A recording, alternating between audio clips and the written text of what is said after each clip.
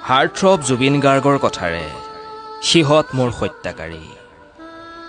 কবি ৰাজু কলিতা, পাঠ ৰিয়ানজ্যোতি শৰ্মা।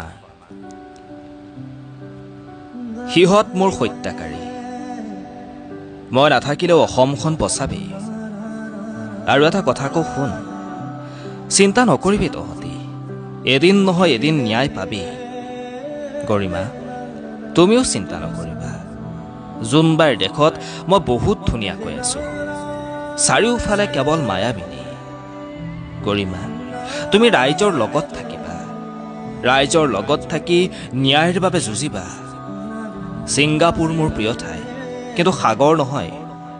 গণেশগুৰিৰ ৰাস্তাত থকা মানুহকেইজনক কোনোবাই কেতিয়াবা কিবা এটা দিবি।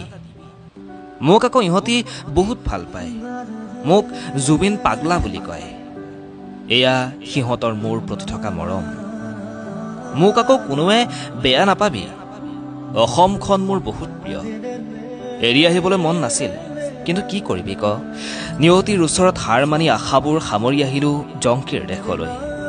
তাই বৰ অকলশৰীয়া আছিল, কিনো সুৰীয়া গানেৰে এই গানটো তাই আৰু মোৰ বহুত প্ৰিয় আছিল।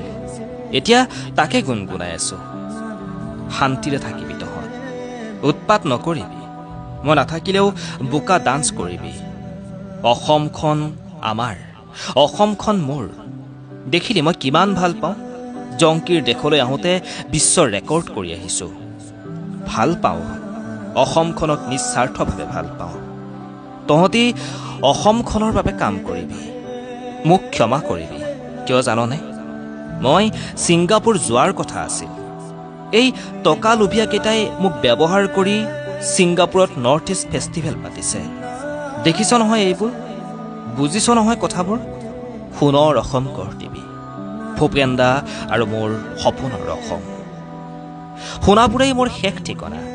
এইফালে আহিলে কবি সকলোৱে, মোৰ কোনো জাতি নাই, মোৰ কোনো ধৰ্ম নাই, মোৰ কোনো ভগৱান নাই। মই মুক্ত, মই অসমীয়া, ময়েই কাঞ্চনজংঘা। ধন্যবাদ।